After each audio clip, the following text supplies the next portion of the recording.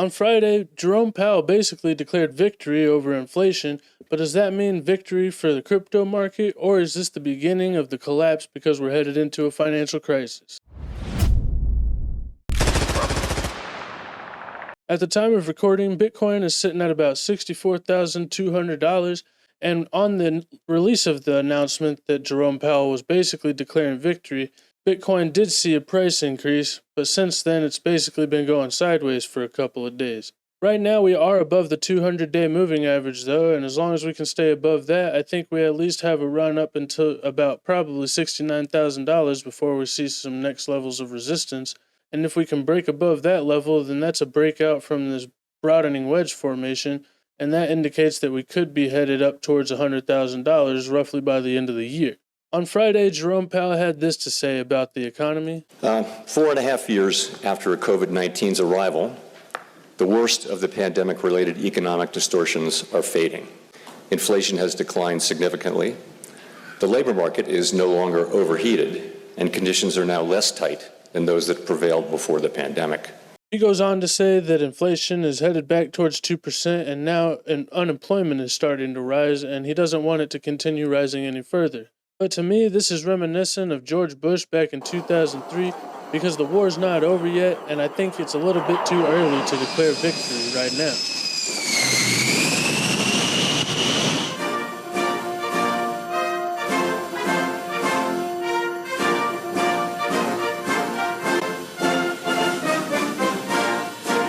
Of the pandemic-related economic distortions are fading. Inflation has declined significantly. The labor market is no longer overheated, and conditions are now less tight than those that prevailed before the pandemic.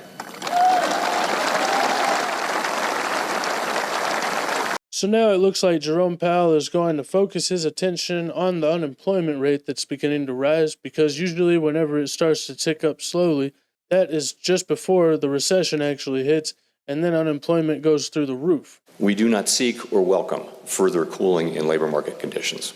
But Jerome Powell seems to think that he's produced a soft landing or no landing at all. And now the economy is in great shape, and it's all because of the hard work of Jerome Powell and his team over at the Fed. All told, the healing from pandemic distortions, our efforts to moderate aggregate demand, and the anchoring of expectations have worked together to put inflation on what increasingly appears to be a sustainable path to our 2% objective. Disinflation while preserving labor market strength is only possible with anchored inflation expectations, which reflect the public's confidence that the central bank will bring about 2% inflation over time. That confidence has been built over decades and reinforced by our actions. That is my assessment of events. Your mileage may differ. I reject your reality and substitute my own. But regardless of what the Fed thinks is actually going to happen with the economy, it does look like they've made their decision. And right now it looks like there's a 76% chance that they're going to do that 25 basis point rate cut in their next meeting, which is on September 18th. Then it looks like we've got about a 52% chance of the rate cuts continuing through the end of the year, with the highest probability being that we're going to see a interest rate between 425 basis points and 450 basis points by the meeting in December. In my opinion, this means that we're probably going to continue to the upside through the end of the year until we actually do reach an economic crisis where the Fed has to do more drastic rate cuts than they're planning or what's anticipated by the market, which is reflected in this data here. In the meantime, we just have to keep a really close eye on the economic data, because if it starts coming in significantly lower than expectations, or the unemployment rate comes in higher than expectations, then this could indicate that something is actually coming up as far as the crisis goes, and the Fed is going to have to use more drastic measures to actually steer the economy away from the cliff. In my opinion, it's probably too late, and like I've said in many of my videos, I think we're already in a recession and have been in one for some time. And even though we're not seeing banks collapsing or anything like that quite yet, I think we've still not avoided an economic crisis. And if everybody saw it coming, then it wouldn't be a crisis, because then they would have measures that they could do to actually avoid the situation. These kinds of things are usually black swan events, and 95% of the market is going to be wrong, just like they have been in every other economic crisis in the past. For now, though, we're not in an economic crisis, and the market usually gets pumpiest right before it gets dumpiest. So all of the best gains are going to be made right before the crisis actually happens, and then it's going to drop off a cliff really quickly. So if you want to make the gains, don't get complacent and make sure you're watching out for any kind of signs of cracks forming in the system. I think it's probably going to happen around the time of or right after the election because, in my opinion, the government has real strong incentive to push the economy to the upside so that the election will go in the favor of the people who are currently in power. But after that, nobody really has an incentive to let things keep ripping at the beginning of whoever's administration it may be, because at the end of their administration, they want things to be looking really good so that they can talk about how their administration is the one that turned the economy around. So for right now, or at least the next few months, it looks like we probably got some upside to go. And I think a lot of the attention that's going to come into the cryptocurrency space is going to be instigated by the heating up of the election and any positive news towards cryptocurrency that comes out of these campaigns. Here we have an article on CoinDesk that says crypto-friendly RFK Jr. has dropped the White House hunt and will lend the Kennedy name to Trump. It looks like RFK has dropped out of the race and he has endorsed Donald Trump.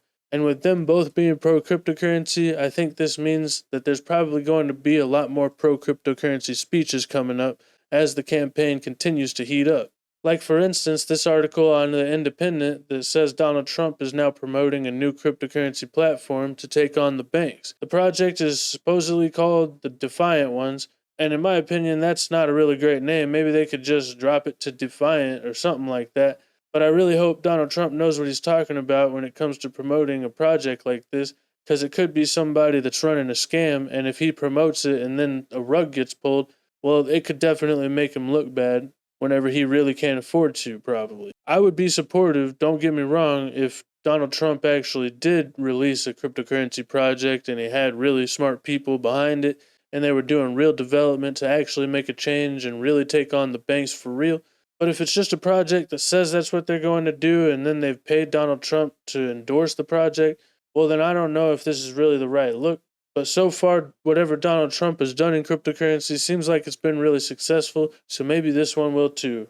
What do I know? Anyway, in my opinion though, as long as crypto bros continue to back Trump for president and he continues to back the cryptocurrency community, basically anything that he does relating to crypto or anything he says could definitely send the price skyrocketing for any project or the whole market really.